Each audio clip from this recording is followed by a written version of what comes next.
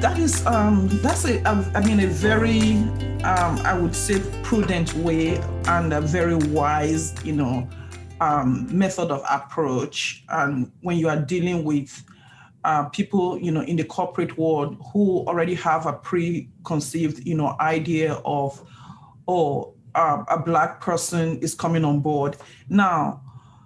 What if you have to be the leader of that organization, of that group, of a department? Then how is it the same approach that you would advise them to have, or is there like a different approach, that you would want them to actually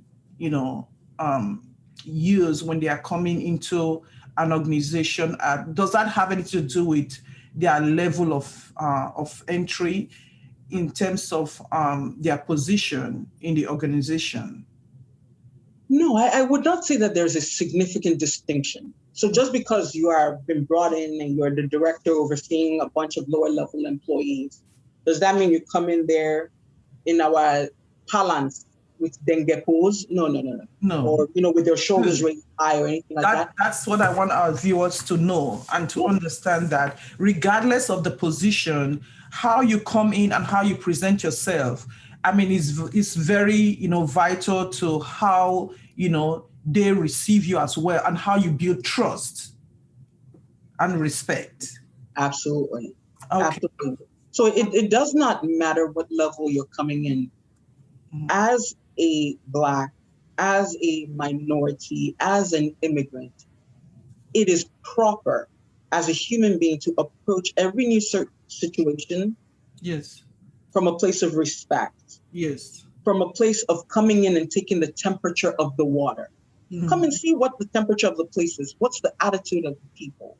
Yes. And then you can quickly adapt the approach that you will take with the team. But it doesn't hurt to always start from a place of respect. Absolutely. A place of deferring, like just giving people that respect right off the bat, right? Yes. So I guess takes us to why we are actually talking about this. Do you think because some African Americans, I want to speak, I know there are other minority, groups.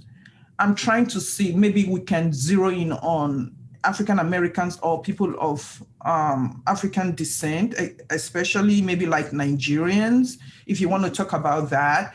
And do you think that because they know about these biases, does it affect their confidence when they, when they apply for a position, or they're taking on a new challenge, or a top position in a department, or in an organization?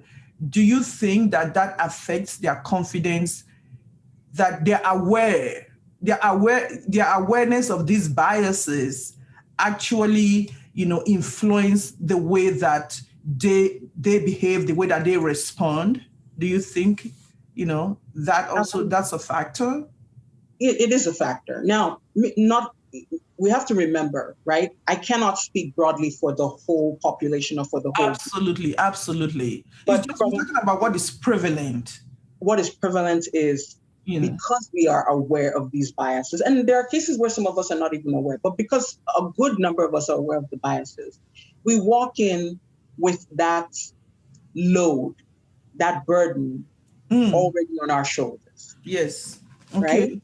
So we walk in with that already on our shoulders, and it might impact our confidence, to your point, right? So you're not really sure if by coming in from a position of respect, if they will respect you. And sometimes you're also thinking, no, I have to come from a position of authority so they can know who I am, right? Yeah. How do you balance? It's a very, very fine line. Okay. And there is no specific prescription that I can give. But what my personal experience has been is, first of all, walk in the confidence that you belong there. Walk in the confidence that you have earned that position and you're knowledgeable enough to do the job. Now, at least to have been considered for the position. Have been considered, you are good enough. Yes. You're probably even better than good enough, but you may not necessarily have that full confidence. But there's something they say in the US, fake it until you make it. So at least tell yourself, I am ready, I am prepared, I am deserving of this position. And then you start and you take it one day at a time. Mm.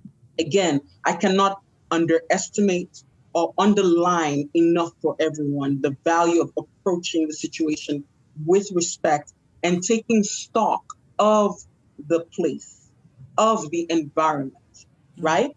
Just listen, hear how people speak, hear how they interact, watch how they interact with each other.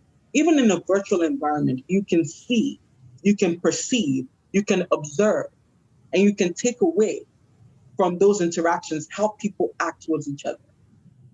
And you can glean it in very short order, or it may take a little bit of time before people truly put out who they are. But if you take your time to get to know what the situation is, then you can apply the best approach for yourself. But the first thing is you need to work on your mindset and know that you are deserving and you are the right person to be there. And by the way, when you start a new role, you may not be immediately knowledgeable about everything. Absolutely. Right? You're so right about that. So you have to give yourself, and you should have that understanding even with your management, with your leaders, with your manager, that there's a learning period that needs to be accorded to you, right? But that does not mean when you get into a meeting, you're completely quiet.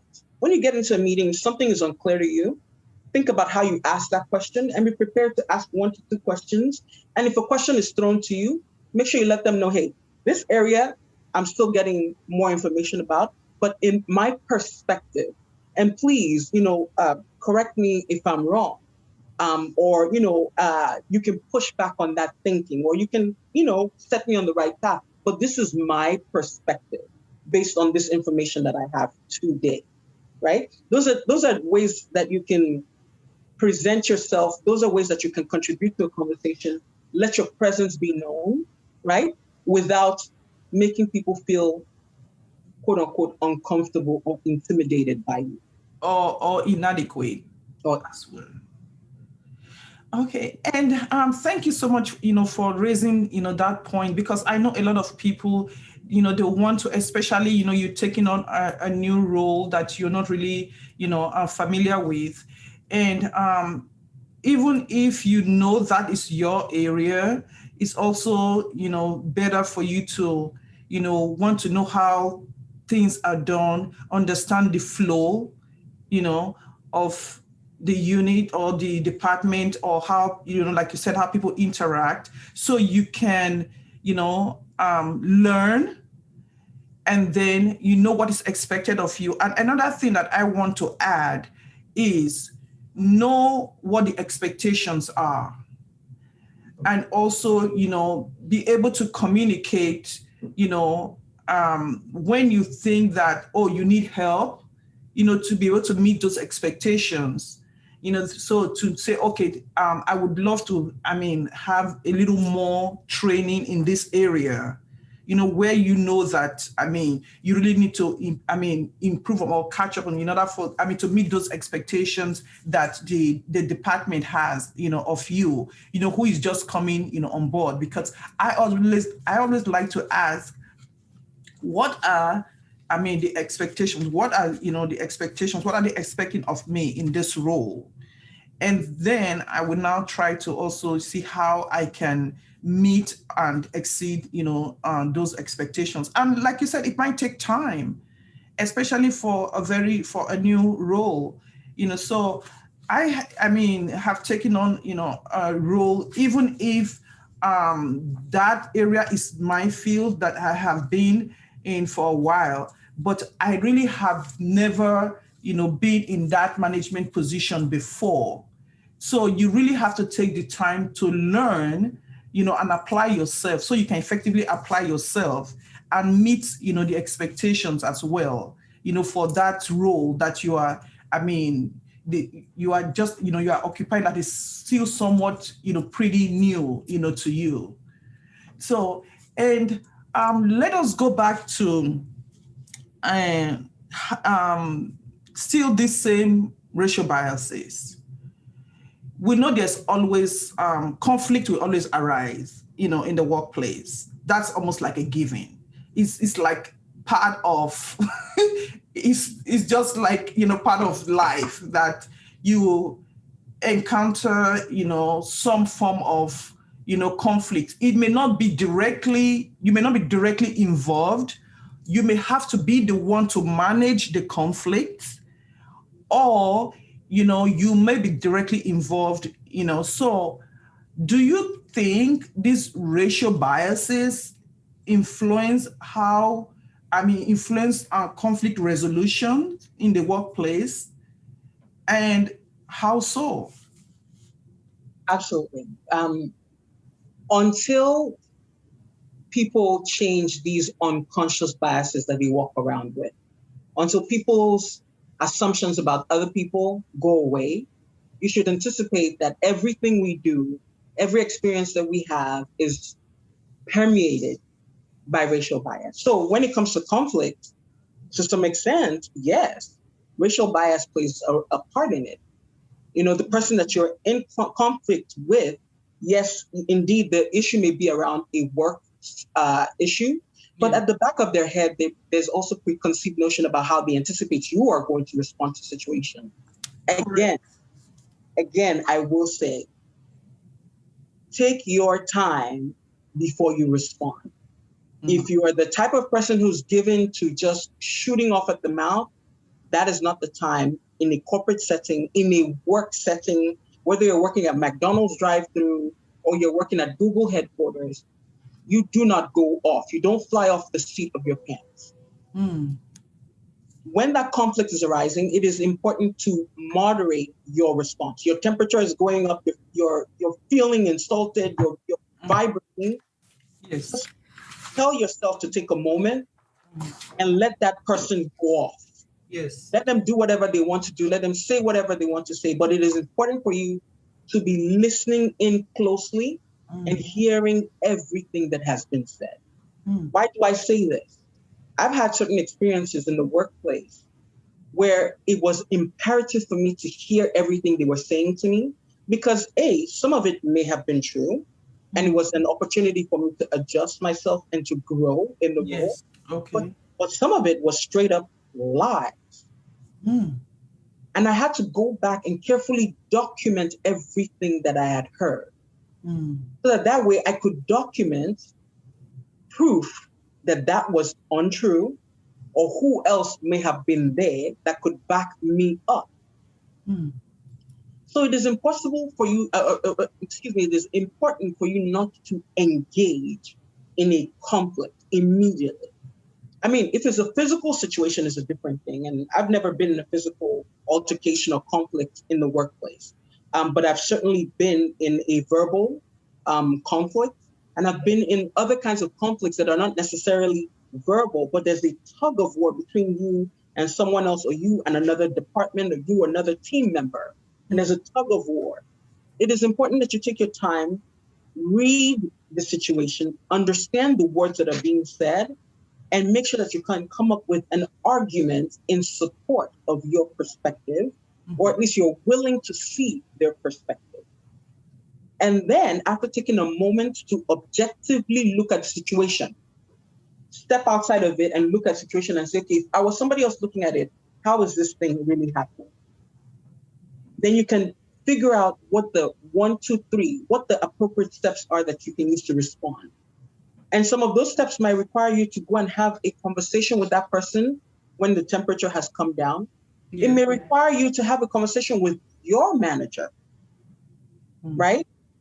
And sometimes it might even require you to bring in HR into the situation. But again, it is important for you to understand, hear, understand, document what you have heard, and also document the reasons why so-and-so case is not true, or what additional proof you have to support your perspective. And then you work your channels. If it makes sense for you to go talk to that person, then you go talk to that person when the temperature is better.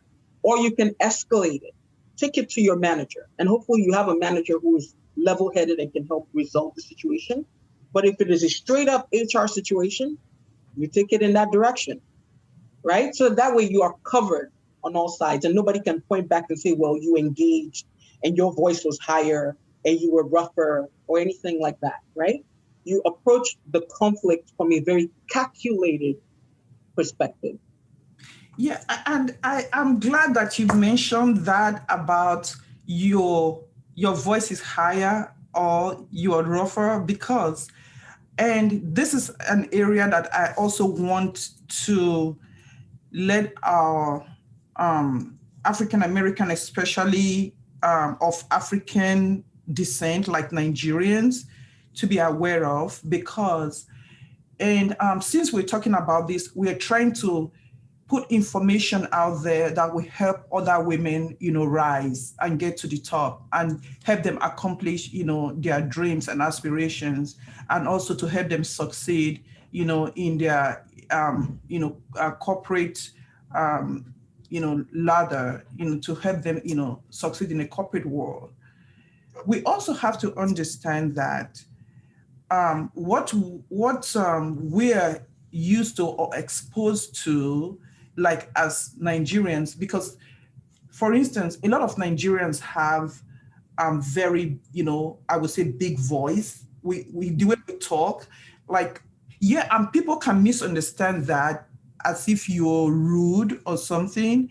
So, like, when you see two Nigerians who have not seen each other for a long time and they come across each other, oh my gosh, oh, have you been, like, their voices is so loud, like you can hear them from, 5 miles away and stuff. Or sometimes you think they're quarreling or fighting, but that's really, how, that's the tone of voice. That's really how when they are so emotional about something and they're excited about it. And so tends to just our tone tend to like rise, so we have to be aware of that too, so when I see people upset like that, like as a leader, I try to, okay, I'm calm, I'll bring it down, like not even a notch, maybe 2, 3, notches down, and then I'm listening to them, and then I speak in a calm tone,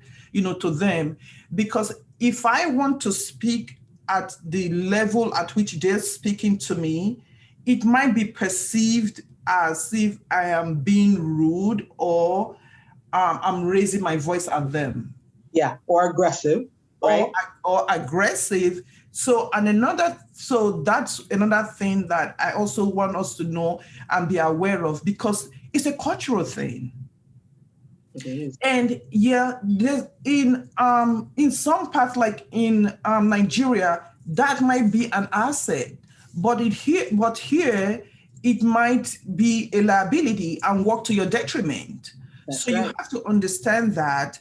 And we know that, most Nigerians, we have a very, big voice like that. When we speak, sometimes we don't need a microphone, but it's true. I'm just being honest. So once you are aware of that as a leader, then you may say, oh, that's how she talks. But the thing is, because of how it will be perceived, so you deliberately, come down, a notch in terms of, maybe like a couple decimal like that, and then you communicate, to them. And then another thing that I like to do is I call them aside. Like if there's a conflict or something that you perceive that might lead to a conflict or something that you don't really agree with, I like to do like a one-on-one and don't have to talk to them in front of, other people. So I like, to pull people aside and then you can discuss it privately. And then once that is done, usually, they calm down, because some people are very defensive and they may want to challenge you in front of other people. If you are talking to them in front of other people, they may feel like, it's kind of insulting, to them, and they may want to be confrontational or defensive. But if you call them aside, it's just one-on-one, then, they are more, apt to actually, listen to you and calm down. So I think that's something when you mentioned that, appearance of being rough or